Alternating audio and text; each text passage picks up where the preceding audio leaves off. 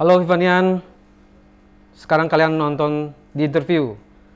Kali ini saya bersama seorang purnawirawan jenderal polisi. Dia mantan Kapolda Jawa Barat, juga mantan Kapolda Metro Jaya. Wajahnya pasti sudah sangat familiar bagi kalian. Gitu. Bapak Muhammad Iriawan alias Iwan Bule. Assalamualaikum Pak Iwan. Waalaikumsalam. Kita akan ngobrol tentang dunia sepak bola nasional dan PSSI. Tapi sebelum itu kita ngobrol ringan-ringan dulu. Pertama saya mengamati Pak Iwan ini cukup tegar, bahkan mungkin cukup kebal Pak ya, sama hujatan netizen. Ya, nggak panas Pak kupingnya Pak. Ya, alamnya demokrasi sekarang ya. Ya. Jadi setiap orang mempunyai pemikiran sendiri, setiap orang bisa mengeluarkan berita sendiri.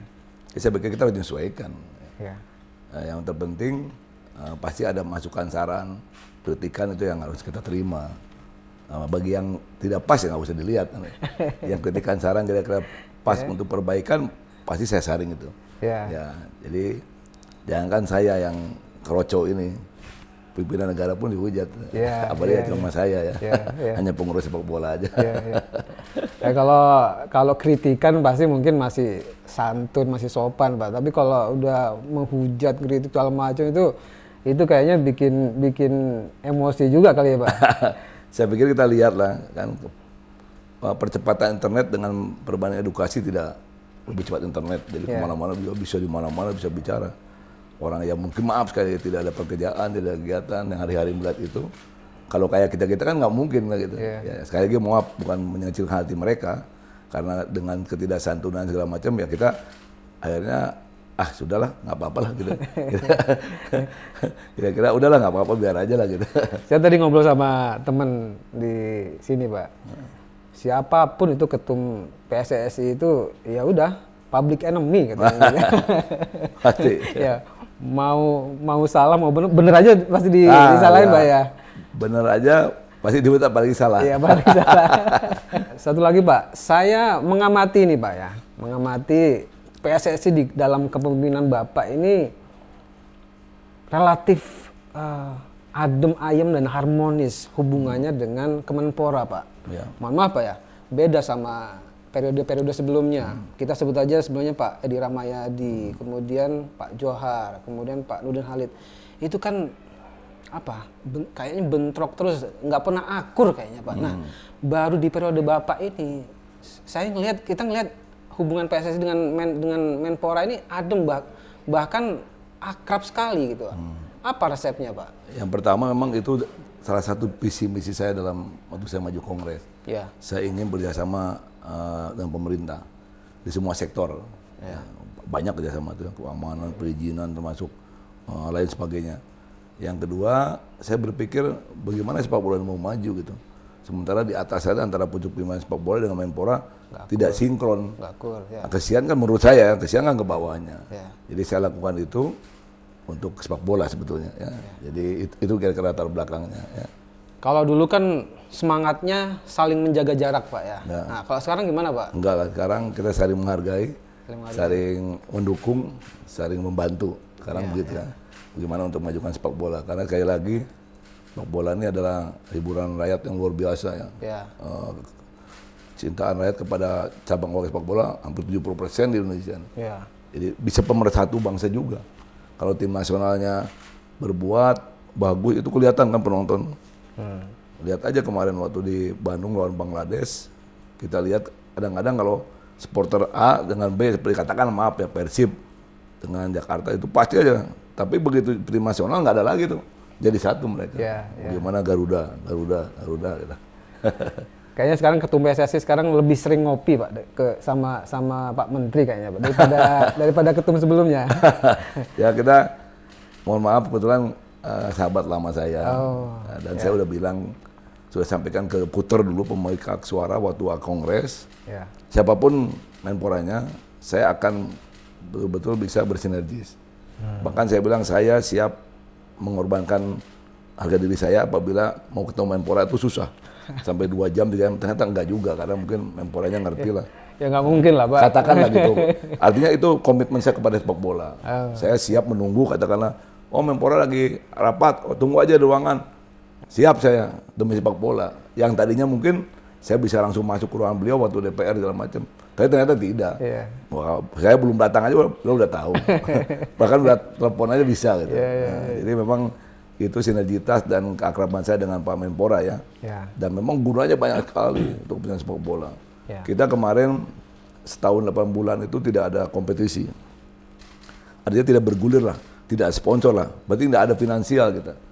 Dari mana timnas kita U19 yang kemarin di Kroasia segala macam di luar negeri di Korea, dari mana uangnya nggak ada? Kalau bukan dari pemerintah, Pak Jokowi, Pak Presiden, terima kasih, saya hormatnya beliau merintahkan Pak Menpora, kemudian kita dibantu sehingga masih bisa lah mereka latihan dan membanggakan.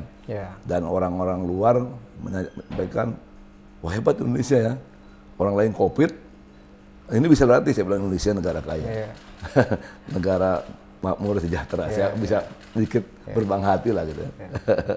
Ngomong-ngomong, kantor PSSI katanya mau pindah ke GBK Arena, Pak? Kita ke GBK Arena rencananya. Nanti menghadapi untuk World Cup tahun depan. Itu masih sewa apa permanen, Pak? Masih sewa. Ampun. Sewa. Ya ini nanti mungkin PSSI ya, Pak, organisasi besar ya, Pak. Itulah salah satu obsesi saya ke depan. Kantor dengan TC ya, tempat latihan. Harus permanen. Ya, seyogianya demikian ya. Meskipun cukup mahal, tapi ya kita akan mencoba. Ya tentunya saya berharap nih pemerintah bisa membantu, mungkin memberikan tanahnya, bangunannya, ya seperti negara lain ada yang demikian, banyak juga. Jadi kemudian trainingnya training groundnya juga demikian. Kita harapkan dengan permanen. Jadi kayak di Kuala Lumpur AFC itu ada kantornya, ada ruangan kebugaran, sport center. Sport science, kemudian ada lapangannya, ada kolam renangnya. Nanti idealnya begitu. Idealnya begitu. Nah, target atau obsesi jangka pendek Bapak gimana? PC dulu apa kantor dulu nih, Pak? Mana saja yang lebih duluan dikasih lah. Ya. Kan kalau TC saya pikir nggak mungkin di Jakarta, karena kalau 10 hektar di mana nyari tanah 10 hektar? Katakanlah 5 hektar lah, ada 3 lapangan bola tuh. Sisanya untuk yang lain kan itu saya udah mau habis. Berat yang mungkin, tapi mungkin di luar sedikit. Ya berbeda kalau kantor cukup 5.000 meter atau cukup 2.000 meter ada building ke atas untuk mengendalikan itu bisa ya. Enggak, selama ini apa kendalanya, Pak? Kok sampai ini PSSI loh, Pak ya. PSSI organisasi besar sudah puluhan tahun usianya sampai sekarang belum punya kantor. Masih pindah-pindah selama ini. Ya finansial lah, kan nggak mudah tuh. Nah, kita kan dapat uang dari sponsor. Sponsor habis tuh digulirkan kepada kompetisi, subsidi dan sebagainya. Ya sebetulnya dulu kalau mungkin kalau hubungannya baik sih sama pemerintah kan mungkin bisa terrealisir ya. Nah, sekarang kan sudah mulai diberikan Pak Menpora, Pak Presiden merintahkan sudah dapat TC sementara, itu kan luar biasa. Kalau saya hubungan baik mungkin nggak terjadi itu.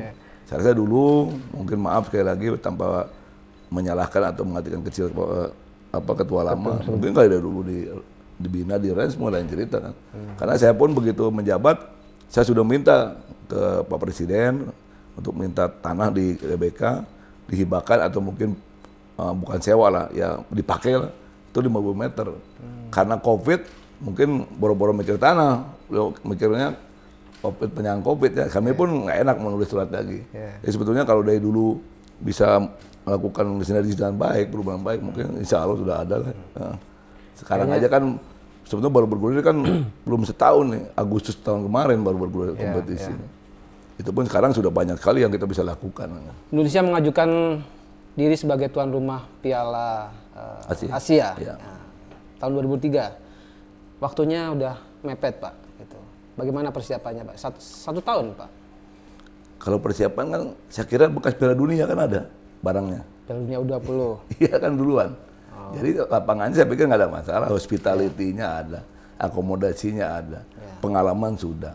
Jadi nggak terlalu sulit sebetulnya, tinggal bagaimana AFC menunjuk aja. Tapi memang saingan kita cukup cukup ketat ya, cukup berat ya. Ada Australia, ada Qatar di sana. Untuk sama-sama ingin mengajukan Piala Asia di kita. Kita sudah kirim surat, kemarin ngirim surat lagi, kita akan selesaikan beberapa administrasi yang harus diminta oleh beliau di FIFA ya. Kan sudah ada Piala Dunia, itu aja pakai kan. Jadi bukan kita mengada-ngada ingin menjadi tuan rumah Piala Asia, barangnya sudah ada, lapangan sudah ada, pengalaman sudah ada, bahkan lebih besar lagi Piala Dunia kan eventnya. Tahunnya barengan, kemudian event besar juga Pak, gitu Pak.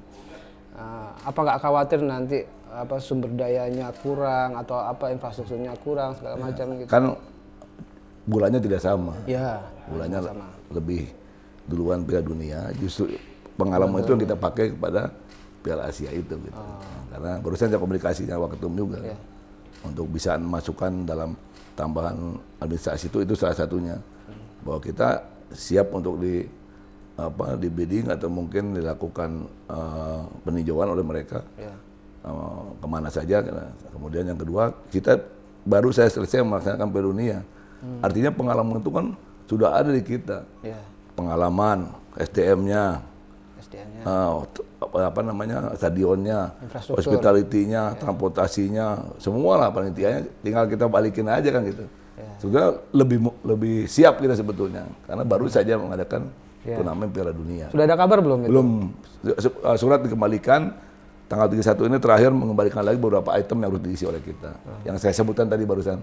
Saya bicara dengan Pak Waketum tadi. Nah, pengumumannya kapan tuh? Kita belum tahu. Nanti kita tunggu lah ya. Jelas mungkin setelah surat kembali dia lihat lagi alasannya, kemudian dia pasti kirim tim ke sini, melihat stadion mana yang kira-kira akan dipakai dan sebagainya. Kandidat paling berat Australia itu Pak ya? Qatar juga berat ya. Qatar. Tapi bismillah lah. Kita mohon dukungan dari seluruh penggemar sepak bola. Infrastrukturnya lebih memadai infrastrukturnya lebih memadai. Ya, tentunya demikian ya, tapi kita oke juga lah. Makanya dapat Piala Dunia berarti udah diakui kan. Nah, infrastruktur untuk Piala Dunia U20 itu gimana persiapannya, Pak? Kita kan ada 6 tuh. 6 ya. Pertama Jakabaring, Palembang, GBK, kemudian Bandung, Jakarupat, kemudian Manan, Solo, Gianyar, Bung Tomo, Surabaya, dan Oyam Dipta, Denpasar, Gianyar, Bali. Jadi kita sudah siap sebetulnya tahun kemarin kan, tapi karena diundurkan karena COVID, kita sekarang sedang dalam tahap perbaikan dan inovasi yang masih kurang-kurang atau yang kemarin tidak tertata dengan baik atau kemarin ada kerusakan, kita perbaiki lagi. Waktu itu kan ada 3 yang diminta untuk diperbaiki, direnovasi agar sesuai standar FIFA. Gianyar, Palembang, sama Bandung kalau nggak salah Pak ya. Kalau Gianyar kemarin udah pakai dipakai pertandingan kick off Liga 1 sudah ya. Lapangan oke, tinggal nambahan single seatnya aja. Kalau Palembang juga demikian dalam proses ini. Kemudian Bandung juga demikian, sedang mau dikupas itu, rumputnya masih ada waktu. Memang itu domainnya ada di Kemenpora, tapi kami pun harus memonitorkan gitu. Nah, nanti kalau jadi tuan rumah, targetnya apa Pak? Memang nanti kita pada saat kepelatihan kembali untuk melihat komposisi pemainnya. Karena kita masih menunggu juga naturalisasi yang dibuat oleh Sinteyong, yaitu Sandy Watts, Jody Almat, sama Sen Patinama. Baru kita akan menganalisa kira-kira targetnya bagaimana, berapa besar lah gitu. Kalau ke 1 mungkin agak cukup berat lah ya namanya. Tapi ya kita harus maksimal gitu. Nanti kita akan jelaskan, harus betul-betul diskusikan dengan tim kepelatihan.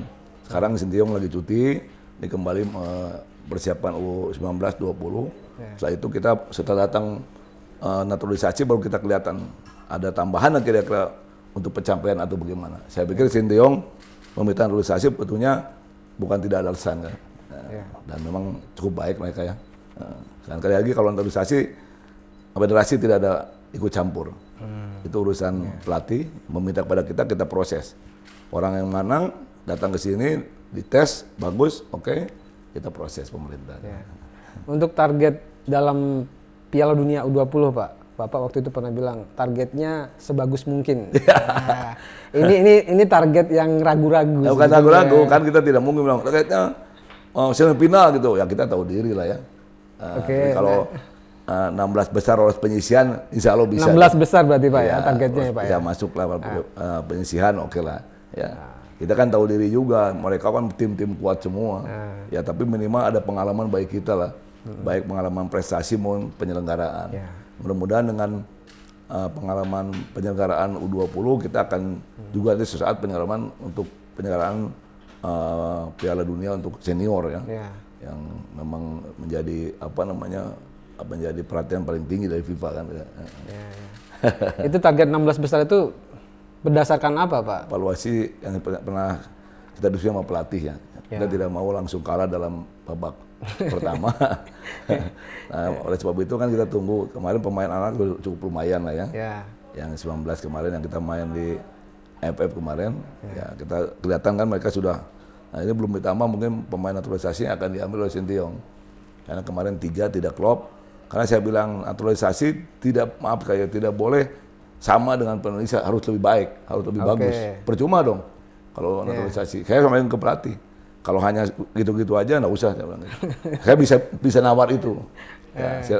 Naturalisasi silakan urusan kamu. Tapi saya minta pemain itu harus rata-rata di atas pemain kita. Ya, kalau hanya sama saja banyak pemain kita aja banyak kan gitu. Gimana Bapak ngukurnya? Misalnya pemain naturalisasi si A ini lebih baik daripada... Kelihatan dong, cara dribble bola, cara fisik, cara kemampuan kelihatan. Jadi kan kita ada dir teknik. Nah, kita lihat gimana, oh ini Sinteyong aja tahu begitu kemarin 3 orang tidak pas kan kembali. Ya, gitu. Kan kayak Jody Almat, Sandi Wo itu kemarin dites ketahanan tubuhnya segala macam itu tinggi. Itu udah kelihatan, kan pakai sport science gitu. Play Medical Center. Target yang 16 besar itu juga udah diskusikan sama pelatihnya Pak? Tempo hari secara garis besar saja. Udah. Nanti itu komposisi belum, saya yang minta. Lolos gitu, yang minta ya supaya dia ada semangat dong. Ada motivasi Pak ya. Ada satu isu yang sudah agak lama diperdebatkan, jadi polemik tentang satu timnas Israel yang akan berlaga di Piala Dunia U20. Pemerintah sudah mempersilahkan, PSSI juga mempersilahkan, tapi ada beberapa kelompok masyarakat yang menentang. Ya, nggak cuma menentang Pak, bahkan mengancam akan menggeruduk, mengepung hotelnya atau mencegah kalau nanti datang di bandara gitu Pak. Gimana imbauan Bapak? Ya karena ini sudah diputuskan dalam rapat terbatas dulu di istana, pemerintah menyampaikan apabila Israel bisa lolos, ya ini kan olahraga. Kalau kami kan pemerintah masuk kita oke lah gitu kan, kita akan bermain. Lalu kalau pemerintah kemarin melarang ya kami juga nggak bisa apa-apa. Tapi karena pemerintah sudah mengiyakan, karena ini kan olahraga bukan politik kan gitu. Itu alasan yang disampaikan dan saya pikir kita harus terima ya, karena memang olahraga aja kan gitu. Jadi yang penting pemerintah udah menyampaikan masuk karena ini olahraga dan ternyata memang lolos babak penyisiannya kan bisa masuk ke Piala Dunia dia kan gitu. Nah PSSI sendiri antisipasinya apa? Ancaman yang mau menggeruduk, mau mengepung? Itu kan udah banyak pihak keamanan. Kalau gitu. Kami hanya mengedukasi aja, udahlah ini kan gitu. Kita nggak ada kemampuan ke sana. Paling edukasi, Departemen Supporter menyampaikan bahwa ini loh, bahwa ini semangat olahraga sepak bola. Kan ini hanya pertandingan sepak bola saja olahraga gitu. Paling kita gitu. Hal lain-lainnya biar nanti pemerintah yang akan melakukan langkah ya gitu. Akan ada perlakuan khusus nggak Pak? Misalnya ditempatkan di hotel khusus atau kalau hotel sama ya. Sama aja. Saya pikir sama ya. Ya saya yakin nanti teman-teman yang belum sepakat insya Allah lah, lambat laun akan mungkin insya Allah saya doakan semoga sama-sama bersepakat untuk bisa menerima Israel datang ke kita. Tahun depan Sintayong akan menghadapi 2 event besar, Piala Dunia U20 sama Piala Asia. Nah itu persiapannya gimana Pak, pelatihnya menghadapi 2 event besar itu Pak? Dia memang fokus pertama adalah untuk U20. Tapi setelah itu juga kan senior tetap kita latih ya, dia latih. Jadi 2 itu dia memang konsen sekali. Makanya tempo hari saya bilang jangan semua diambil, tapi dia tetap 3 kelompok umur 20, 23 dan senior. Nggak masalah ya karena dia ingin melihat perkembangan. Kan bisa saja pemain senior juga dari dari sini dari U23, dari 20 nggak masalah. Dia ingin tahu itu, makanya dia ambil. Saya kira komposisi sudah dia dapatkan ya. Tinggal menambah pemain yang akan di-hire dan masalah naturalisasi dari negara tertentu yang memang harus cepat itu dilakukan karena mengejar administrasi yang cukup panjang. Gitu. Posisi Sintayong ini sejauh ini sementara ini menuai kontroversi, Pak. Setiap pekerjaan itu ada evaluasi. Saya kebetulan panjang dinas kepolisian ya. Setiap minggu ada evaluasi, minggu kemarin gimana pekerjaannya, apa sesuai dengan targetnya, kalau enggak kenapa, karena minggu berikutnya jangan diulang lagi yang tidak pas gitu. Itu evaluasi yang dilakukan oleh federasi kepada Sintayong, bukan evaluasi mau diganti, karena kontrak kita panjang sampai 2023. Kita tidak mungkin menyalahi kontrak karena sudah ada tuh, jelas itu kan. Jadi ada evaluasi, setiap kemarin waktu kalah di AFF ada evaluasi kita. Sampaikan, dia jelaskan segala macam. Ya oke, kita perbaiki ya gitu. Jadi saya pikir biarkan dia bekerja dulu karena memang kita perlu proses ya. Kita ini baru bergulir bola tuh tahun kemarin. Setahun 8 bulan tuh hampir 2 tahun. Jadi udah luar biasa menurut saya. Dengan pencapaian kemarin anak-anak U19 dengan senior bisa lolos tuh kan ya menurut saya negara lain tetap jalan loh. Vietnam, Thailand. Tapi artinya kita tidak bisa nyalahkan pemerintah punya kebijakan sendiri. Betul. Dan saya juga ikut kemanusiaan lebih di atas segala-galanya. Jadi sebetulnya kalau udah lihat dari target atau hasil yang ada dengan baru bergulir, itu luar biasa loh. Kan orang tidak tahu. Ini disangkanya Sintayong sudah 3 tahun, mungkin sudah 2 tahun melatih, enggak juga, berhenti. Kan gitu. Berhenti ya. Orang juga tidak pernah tanya kepada kita setahun 8 bulan, PSSI kok masih ada ya gitu. Nggak pernah, yang ada menghujat ya, tapi nggak apa-apa. Masih ada gitu, berhenti loh semua. Kita tidak ada PHK, tidak ada pemotongan 2%, tetap. Ya, artinya itu resiko ketua umum. Ya, orang nggak pernah, dan tidak pernah tanya juga, Pak Ketum, coba carilah ketua umum yang pernah menjabat waktu COVID, nggak ada juga. Alhamdulillah. Karena baru kali ini, Pak. Baru kali ini. Baru kali ini juga terhenti setahun lebih, Pak ya. Iya, ya habis tahun 8 bulan. Iya. Tahun 8 bulan. Itu rasanya gimana itu, Pak, berhenti itu, Pak? Mau ngapa-ngapain, ya, susah gitu, Pak. Bisa, ya? tapi kantor kan ada work from home, ada masuk, ya tetap terus jalan karena kita harus memikirkan juga. Kita mulai itu latihan, timnas, kompetisi bergulir, Liga 1, Liga 2, kita udah punya polanya. Hanya meyakinkan pemerintah untuk bergulir tuh nggak gampang gitu. Karena memang takut ada klaster baru dengan adanya sepak bola, berinteraksi kan takut tambah. Jadi kita terus bahwa kita ada prokesnya, kita antigen, kita swab, kita segala macam. Nah, kemudian kita sampaikan tuh berulang kali. Akhirnya yang ke-5 atau 6 kali baru disetujui. Alasan apa yang terakhir yang sehingga pemerintah yakin ini akan baik-baik aja itu? Ya, pertama kita alasan kalau pembinaan kan semua sama. Kemudian alasan ekonomi semua juga kena dampak. Alasannya adalah kita ini akan menjadi tuan rumah Piala Dunia tahun depan. Kalau nggak ada kompetisi, khawatir FIFA nanti mengevaluasi, melihat kok nggak bisa ngelakuin kompetisi ya. Itu yang paling kita takutkan, malu kita kan. Soal evaluasi Sintayong tuh, Pak, katanya hampir tiap minggu, tiap bulan dievaluasi. Kalau nilainya berapa, Pak? Kalau misalnya nilainya A, B, C, D, kalau di kuliah itu berapa, Pak? Dievaluasi tiap ada turnamen ya kita. Sama TC, kembali TC atau akan TC, ngapain aja roadmap-nya segala macam. Saya pikir masih cukup oke lah. Adapun pengurus PSSI Eko yang bicara gitu, dalam satu kelompok pasti ada aja dong. Nggak mungkin suaranya menurut dia itu belum pas, gagal segala macam. Saya kira wajar. Ya, tapi kan saya ketuanya, saya bisa menilai juga. Jadi kan EXO itu ada 15. Pasti tidak mungkin suaranya sama kan. Disitulah justru perbedaan pendapat bisa meningkatkan atau menjadi pembelajaran bagi kemajuan kan. Lagian evaluasinya juga bersama-sama, bukan satu orang Enggak lah, sama-sama kita kemarin berapa orang sini. EXO yang bisa datang di teknik paparkan, ada deputi sepak bola, ada manajer, saya, sekjen, waketum, terus ada Danur Windo segala macam. Jadi kita bisa melihat apa kekurangan, apa lain sebagainya. Kemarin kan seperti AFF itu kan kita sampaikan, kenapa tidak masuk gitu kan. Memang tahap awal waktu start tuh lawan Vietnam, Thailand tidak ada kemenangan. Kalau ada kemenangan, jadi untuk masalah regulasi kita udah ngerti, udah ngerti bahwa ini regulasinya loh. Makanya saya tidak membahas regulasi kan, membahasnya adalah fair play. Ya. Nah, karena regulasi sudah tanda tangan di MCM tuh, ya. Jadi di waktu rapat meeting itu bertangan. Ya. Jadi nilainya oke lah. Oke, Pak ya. Oke lah. Tentang Liga 1, Pak. Ini pekan pertama Liga 1 sudah bergulir dan sementara ini nggak ada protes tentang wasit, Pak ya, hasil wasit. Nah, menurut Bapak evaluasi dari PSSI ini fenomena nggak ada protes kayak sebelum-sebelumnya, Pak ya. Ini karena sistemnya sudah berjalan lancar atau kebetulan aja pekan pertama ini nggak ada pelanggaran, Pak? Saya rasa semua tidak ada kebetulan ya.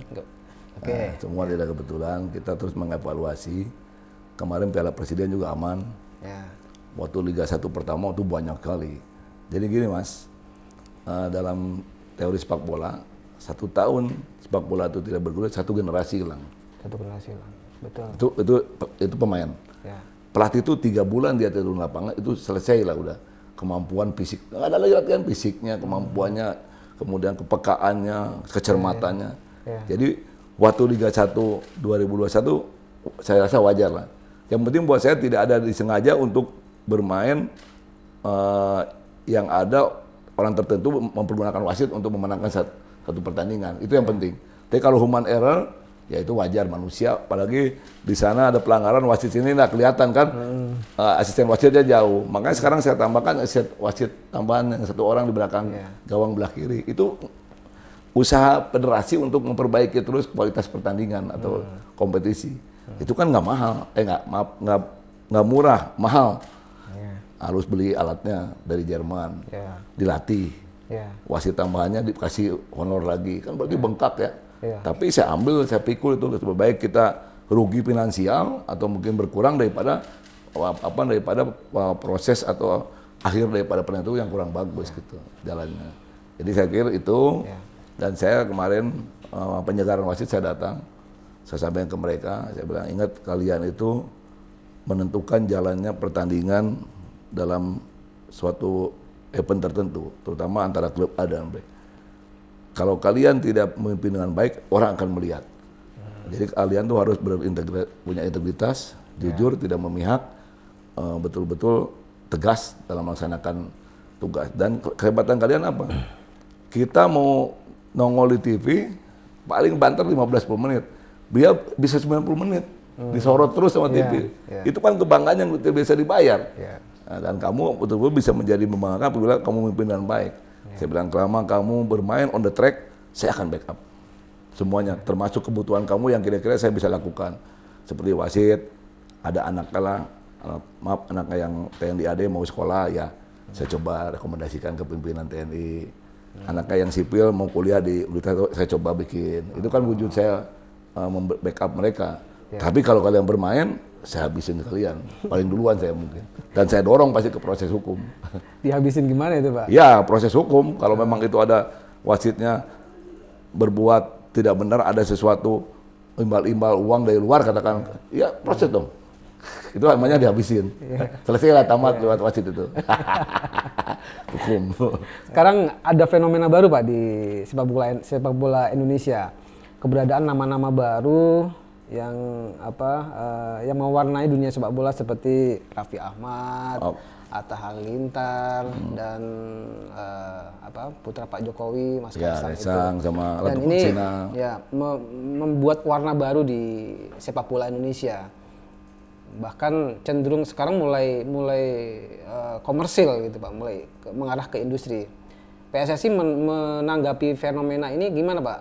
Berdampak baik atau buruk, Pak? Ya. Jadi ada fenomena baru, beberapa selebritis tentang film maju ke dunia sepak bola. Mestinya dianalisa kenapa bisa terjadi itu. Itu ditanyakan ke Raffi dan Atta ya. Kenapa bisa terjadi? Dulu kok nggak ada, sekarang kok ada gitu. Betul. Itu kalau saya bicara kan ngejual kecap saya. Tapi saya bukan bicara itu, bicara dampaknya dari mereka masuk ke dunia sepak bola. Liga 2. Dia kan masuk Liga 2 dulu rata-rata. Maaf, dulu yang hanya 2-3 miliar, sekarang 12 miliar. Artinya ada valuasi yang meningkat. Pemainnya mahal, lain sebagainya. Ya itu wujud dari kemajuan sepak bola Indonesia. Ya. Dengan begitu banyak sekali dari selebritis yang akan berkecimpung di dunia sepak bola. Berarti ada apa? Ada kemajuan di dunia sepak bola gitu. Nah, tapi kalau saya bilang, oh itu karena percaya sama saya, itu terlalu naif lah, biar aja yang tahu ya Rapi sama Atta. Karena saya tanya, kamu ngapain? Rapi kan seperti anak lah ya. Atta juga sama, mau ngapain? Kamu sudah enjoy di dunia entertain. Bapak nanya begitu? Iya. Terus? Aduh, Pak Ketum saya ingin. Saya senang Pak Ketum lah. Jadi ketua PSSI ya, mau coba. Jadi saya nyaman, dia bilang gitu. Ditanyakannya ke Rapinya gitu. Oh ya udahlah, dia bilang, kamu ini beda loh dunia sepak bola dengan entertain.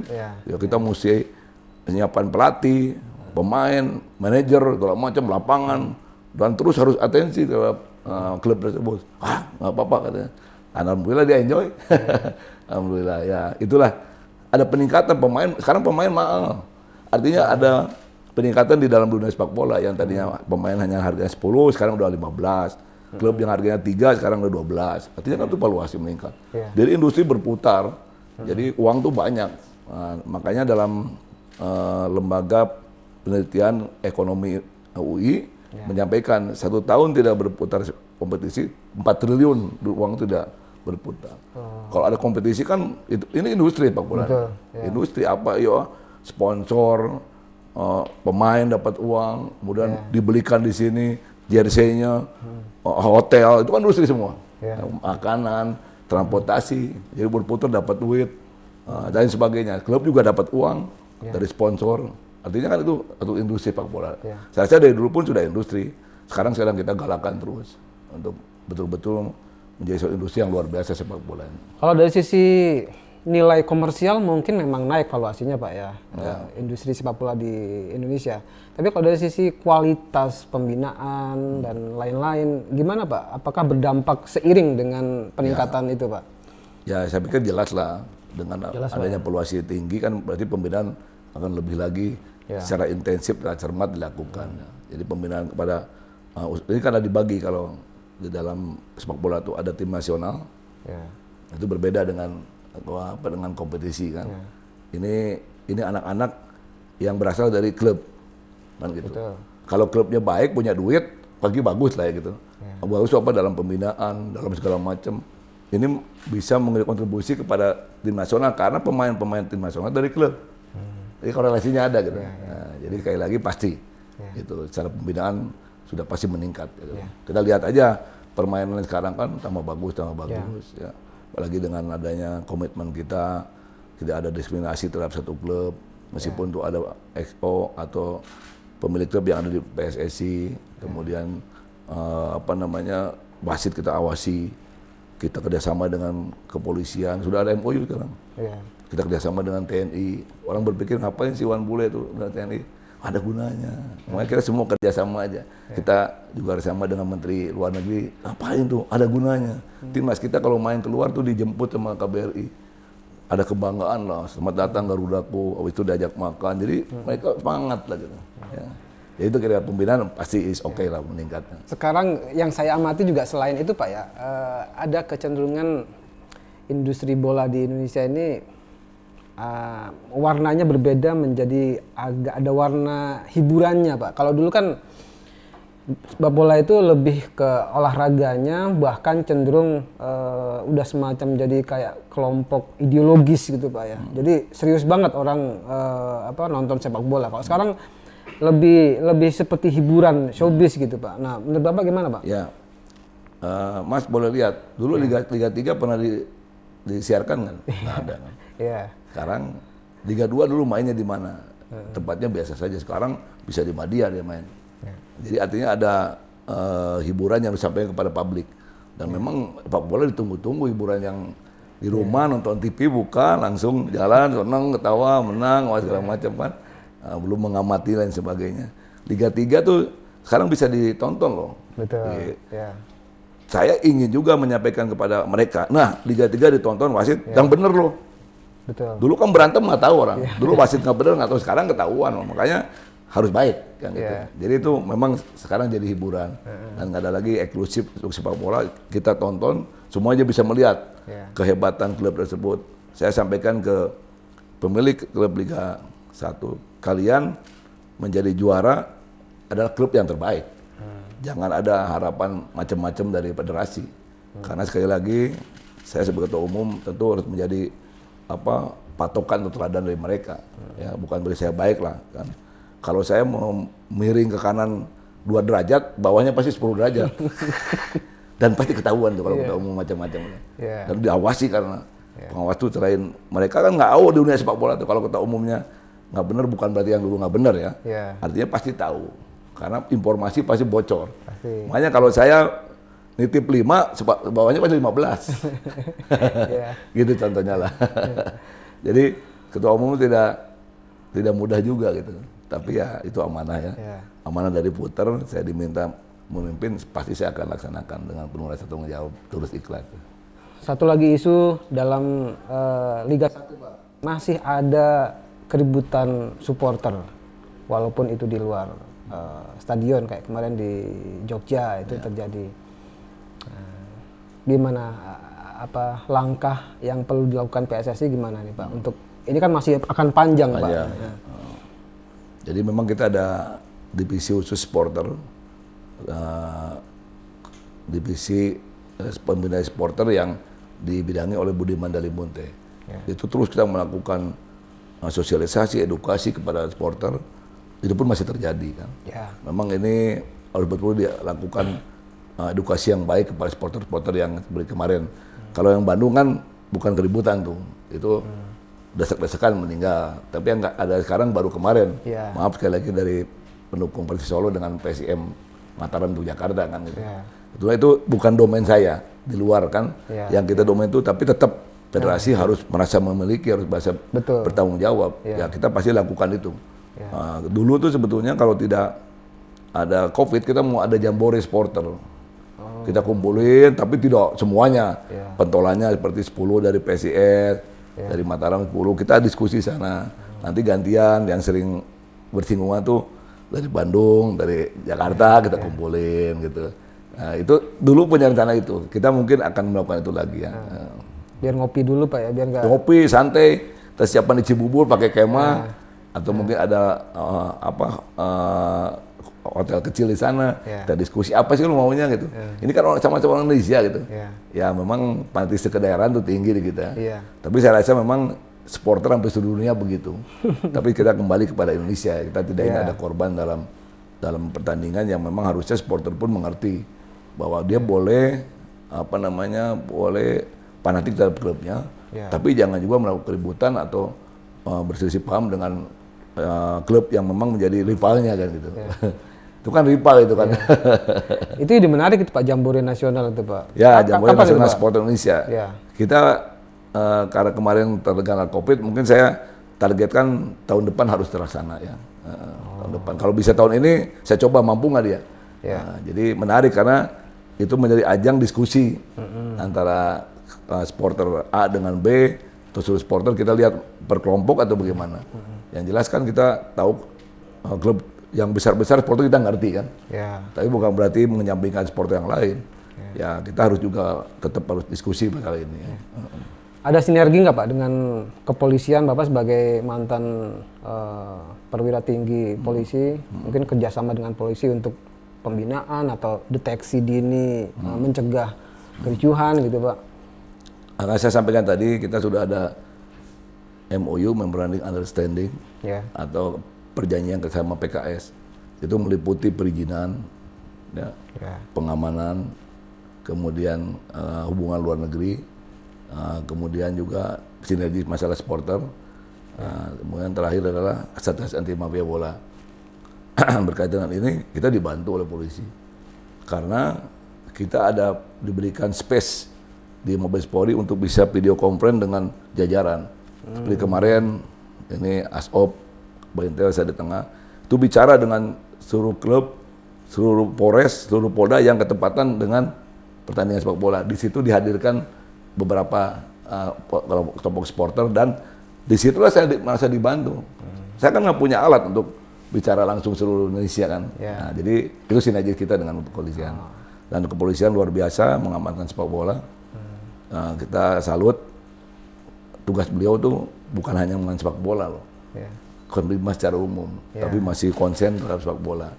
Saya terima kasih pada Kapolri dan teman-teman Polri yang terus intens meskipun pertandingan malam, jam 9, selesai jam 11, belum keluar penonton 1 jam, 12, belum apel konsolidasi jam 1, pulang ke rumah jam 2, jam 3 baru tidur. Tapi besok sudah lagi di lapangan. Jadi saya terima kasih kepada teman-teman kepolisian yang turut membantu mensukseskan jalannya kompetisi di Indonesia ataupun pertandingan lainnya. Ya. Periode Bapak sebagai Ketua Umum PSSI tinggal setahun lagi kurang lebih Pak ya. Gitu. Tapi masa Bapak masih punya kesempatan satu lagi untuk mencalonkan. Mau nyalon lagi apa gimana? Nyalon apa? PSSI? PSSI. Ya. Ini Mas, saya ini diperintahkan oleh pemilik suara. Dulu 80 sekian. Mereka mempercayakan saya untuk memimpin sepak bola Indonesia gitu. Kenapa percaya? Tanya mereka ya. Mungkin saya tergantung beliau-beliau. Kalau beliau-beliau Pak Iwan maju lagi, saya maju. Kalau enggak, oke, kita masih ada kegiatan lain gitu. Kalau yang 80-an itu mendorong Bapak nyalon lagi, berarti Bapak nanti kan ketahuan tuh pada saat pasti ada nanti ada saran, ada usulan mereka pasti ada tuh. Pak Iwan maju lagi, saya bilang kalau kalian masih percaya, saya siap untuk melaksanakan apa yang saya ini kan sebetulnya ketua umum bukan segalanya, saya ini kan pesuruh mereka sebetulnya. Mereka yang punya suara itu 86 ini. Saya minta ini kompetisi ini, Asprop ini harus jalan kompetisi pembinaan usia muda di provinsi naik ke nasional kan kita melayani mereka lah sebetulnya. Jadi ketua umum itu pelayan. Kalau memang jadi memutuskan nyalon lagi, mungkin ya sebagai petahana mungkin akan lebih mudah Pak ya. Cuman penantangnya ada juga Pak. Sejauh ini calon penantang yang sudah sedikitnya sudah mulai mengisyaratkan mau nyalon itu diantaranya yang kita pantau itu Mas Kaisang putra Pak Jokowi. Nah, gimana Bapak kalau misalnya bertarung dengan Mas Kaisang gimana? Kembali ke pemilik suara, kalau saya nggak ada masalah. Nggak ada masalah. Saya baik semuanya. Saya pasti punya semua. Setiap ketua umum pasti ingin maju. Jadi saya hormat kalau memang saya juga belum tentu juga nanti mau kan. Hanya sekarang aja sampaikan, kalau suatu saat nanti berubah, saya udahlah cukup, kan bisa aja begitu. Jadi silakan, mungkin lebih muda, lebih punya jaringan, lebih fresh kan gitu. Saya serahkan undang-undang sepak bola lebih maju lagi kan gitu. Nah, kalau nggak jadi maju nih Pak ya, atau jadi maju mungkin nanti Bapak di tengah jalan berpikir lain misalnya. Karena belakangan udah mulai ada suara-suara yang menginginkan Bapak maju di Pilkada Jawa Barat. Saya tahu itu sebelum tanya udah tahu deh. Jadi gini Mas, saya ini asli dari Jawa Barat. Ya. Kedua saya Kapolda 2,5 tahun sana. Penjabat. Pejabat gubernur lagi. Penjabat gubernur. Jadi itu aspirasi dari beberapa kelompok, komponen, komunitas. Saya udah dengar lah gitu. Ya, terima kasih saya kepada kelompok, komunitas atau apa saja yang mendorong saya untuk maju untuk jadi gubernur. Itu suatu kebanggaan sekali lagi. Tapi saya berikan waktu, saya masih ngurus bola kan. Karena tidak mudah. Apalagi ke depan ada Piala Asia. Jadi saya akan fokus ke sana. Piala Asia, Piala Dunia, belum Asian Games segala macam. Jadi saya ingin betul-betul saya fokus pada sepak bola karena waktu maju dulu saya menjadi ketua umum, saya kan dilarang oleh anak istri saya. Ceritanya begini, Pak ngapain? Papa kan 2019 tuh Kongres. Saya pensiun 2020 bulan Maret. Ngapain? Capek Pak. Papa mesti istirahat, jalan-jalan ke luar negeri. Jalan-jalan ke sini. Saya bilang, Papa itu kalau enjoy adalah kerja. Kan tiap orang punya karakter masing-masing. Terus yang kedua, Papa ini terlalu banyak diberikan rezeki kemudahan oleh Yang Maha Kuasa melalui pemerintah atau siapa saja. Papa Kapolda 3 kali loh. NTB, kemudian Jawa Barat, Metro Jaya. Itu kan tidak semua polisi bisa jadi Kapolda 3 kali. Ada. Ya, kemudian dikasih bintang 3, dikasih lagi pejabat gubernur, itu anugerah. Kenapa saya kan masih banyak orang lain. Artinya itu dorongan dari Maha Kuasa kepada pemerintah. Papa ingin mengembalikan lagi sisa hidup Papa untuk negara. Kebetulan bidang sepak bola. Ditanya ngapain sepak bola? Itu alat pemersatu bangsa. Kalau Papa bisa nanti memberikan yang terbaik, prestasi tentu akan terjadi persatuan yang luar biasa dari orang-orang yang menjadi supporter atau menjadi pencinta sepak bola. Tidak ada ras, suku, agama antar golongan.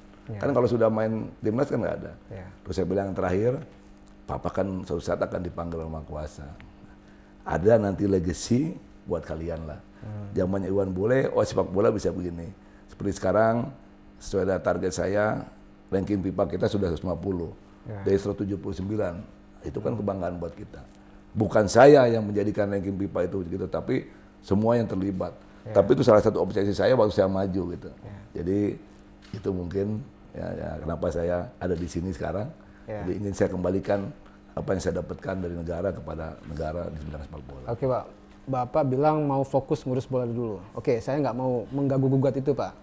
Saya mau berandai-andai nih, karena saya baca ada beberapa survei yang sudah menempatkan posisi elektabilitas Bapak di bahkan 5 besar Pak ya, 5 besar. Ini ada banyak calon, tapi Bapak udah masuk 5 besar. Kemudian ada beberapa partai yang sudah ngasih kode. Oke, nggak apa-apa kalau. Iya ada Pak, ada. Tahu dari mana tuh? Ada beritanya Pak. Oh ya, gitu. Iya. Maksudnya nggak masalah gitu Pak. Kalau emang masyarakat menginginkan, ya nggak apa-apa Pak Iwan Bule gitu. Ada partai Nasdem yang sudah menyatakan secara ya agak terbuka gitu Pak. Walaupun katanya masih memungkinkan ya. Nggak cuma Pak Iwan Bule sih gitu, tapi maksudnya Pak Iwan Bule juga cocok masuk gitu. Nah ini Pak, dari segi popularitas Bapak udah dapat, elektabilitas udah 5 besar, kemudian partai oke lah gitu ya, tinggal cari beberapa gitu. Kalau nanti menjelang atau menjelang pilkada atau setelah 2003 desakan makin kuat gitu Pak ya, aspirasi makin kuat dari masyarakat, dari segala macam komponen, Bapak mau nolak itu desakan itu? Sekali lagi saya akan fokus sepak bola, tapi tadi yang nggak membahas itu. Saya tentu akan mempertimbangkannya. Kami kan agama saya Muslim ya, saya pasti ingin meminta istiqoroh kepada Yang Maha Kuasa. Kalau dulu biasanya ada ibu saya masih ada almarhum, saya minta petunjuk beliau. Sekarang karena beliau sudah tidak ada, selain dulu istiqoroh ke almarhum ibu, sekarang mungkin kita mohon waktu untuk itu ya. Tapi yang jelas saya ingin menyelesaikan dunia sepak bola yang saya sekarang dipercayakan oleh pemilik hak suara maupun masyarakat untuk bisa dibanggakan di Indonesia. Kalau saya menyampaikan aspirasi teman-teman wartawannya waktu itu sering ngeliput Bapak sebagai penjabat gubernur, oke top itu katanya gitu. Gercep katanya gitu. Gerak cepat katanya waktu itu Pak. Bahkan waktu itu ada teman-teman wartawan yang ngomong 3 hari nggak pulang, pindah-pindah kota gitu. Pokoknya ingin memastikan proyek pembangunan atau apapun yang dikerjakan Jawa Barat itu beres gitu. Yang intinya Pak Iwan Bule ini kalau dikasih amanat waktu itu sebagai penjabat Pak ya, apalagi nanti sebagai kepala daerah beneran Pak. itu udah dijamin lah Pak ya, dijamin beres gitu Pak. Saya pikir kan pekerjaan yang mana, saya dimanapun, Kapolda segala macam, saya tentu totalitas kepada pekerjaan. Betul. Ya termasuk di sini saya enak lagi ngejual kayak termasuk di bola pun saya totalitas. Ya kantor, mikir timnas, mikir kompetisi segala macam. Besok sudah berangkat lagi. Ya selain itu saya kan staf ahli Wapres juga. Tapi alhamdulillah kegiatannya beliau tahu. Sekali-kali saya barusan dipanggil mau berangkat. Belum kemarin Women Cup, besok U16. Baik lagi ada Piala Nusantara, saya harus lihat juga, lain sebagainya. Jadi sekali lagi lah kembali kepada tadi ya, amanah ya. Jadi saya waktu pejabat gubernur itu ingin betul-betul bisa memposisikan diri sebagai gubernur yang untuk mensejahterakan rakyat meskipun hanya sebentar. Apakah itu saya ingin mempercepat pembangunan? Betul. Saya nyampaikan ke pemerintah pusat. Karena saya kan di Lemhanas, saya mempelajari apa sih gubernur itu. Gubernur itu adalah perwakilan pemerintah pusat di daerah, pusat daerah. Bagaimana pusat mau tahu daerahnya kalau kepala daerahnya tidak pernah ngomong? Itu saya sampaikan, saya perlu bandara, saya perlu tol, saya perlu bendungan dipercepat. Gitu. Karena ada proyek nasional di Jawa Barat yang bukan urusan provinsi, tapi proyek itu ada di Jawa Barat untuk kesejahteraan rakyat, bendungan irigasi, sawah segala macam. Nah itu saya intent memang melihat itu, dan memang 3 hari saya di kantor, 3 hari di lapangan, di mana-mana ya. Memang enjoy saya itu. Oke Pak, terakhir Pak, ada apa ya, candaan Pak ya, keharmonisan Bapak dengan Pak Zainuddin Amali, Menpora ini, jangan-jangan Pak, jangan-jangan memang untuk memuluskan langkah Bapak di Jawa Barat itu. Pak Zainuddin kan orang Golkar Pak ya. Iya. Gimana? Apa udah ada omongan sama Nggak pernah Golkar? bicara itu, bola aja kita. Gimana kita tahun depan harus sukses, kemudian ada timnas kita. Karena gini, ingat nggak waktu kabinet sekarang terbentuk itu, Pak Zainuddin ingat nggak di tangga itu dibilang? Iya. Pak Menpora atau Pak Zainuddin, jangan lupa sepak bolanya. Jadi kita memang luar biasa karena ini perintah pimpinan negara, kemudian keinginan rakyat kan. Jadi kita mikir ke sana aja. Kemarin karena sekarang situasi COVID ya, belum selesai kan. Masih ada PPKM. Untuk menjalankan kompetisi sekarang tidak seperti dulu. Kita nulis surat ke kepolisian, minta izin, tanggal sekian kan keluar surat izin keramaian. Sekarang tidak. Kita mesti rapat dengan Kementerian Kesehatan, Satgas Covid, BNPB, Kemenpora, kepolisian. Itu harus semuanya harus sinkron. Oke. Liga bisa bergulir. Menpora merekomendasikan, saya minta izin ke Kapolri bawa keluar. Jadi nggak mudah. Belum kemarin kita harus izin juga ke koordinator PPKM Jawa Bali Pak Luhut kan, karena beliau memegang memegang Jawa Bali untuk mengendalikan COVID itu. Nggak mudah gitu ya. Jadi kita fokus harus bergulir nih Liga. Kemarin, ini ada lagi penyebaran COVID cukup luas. Kita takut juga gitu. Tapi ya kita sudah punya pola ya. Nah, sekarang kan ingin juga penonton tuh hadir di lapangan karena itu atmosfernya berbeda. Nah, kita bagaimana caranya penonton harus betul-betul clear di lapangan sampai kita membuat tiket online pakai aplikasi, harus sudah 2 kali suruh booster. Itu nggak mudah gitu. Kita kan baru menangkap dari situ. Dulu kan manual aja. Itu pun debatable. Jadi fokus kita memang ke sepak bola. Itu kira-kira saya gimana akrab dengan saya, kawan lama ya sama beliau. Jadi ya Tuhan mempertemukan saya menjabat ketua umum, beliau Menpora, jadi lebih klop lagi gitu. Dan kalau nanti membutuhkan Golkar untuk lebih mudah lah teleponnya. Kepisan nih kata. Arti mana? Sunda juga bukan? Enggak, Pak. Kepisan tuh terus aja mendesak. Baik Pak, terima kasih sudah berbincang-bincang dengan saya. Semoga Piala Dunia dan Piala Asia kalau jadi di Indonesia sukses, dan semoga Bapak obsesinya tercapai. Kalau jadi nyalon jadi lagi atau jadi nyalon gubernur jadi gitu Pak ya. Sekali lagi terima kasih Pak Iwan Bule. Terima kasih banyak Viva. Sekian Vivanian obrolan saya dengan Pak Iwan Bule. Tonton di interview episode selanjutnya. Sampai jumpa.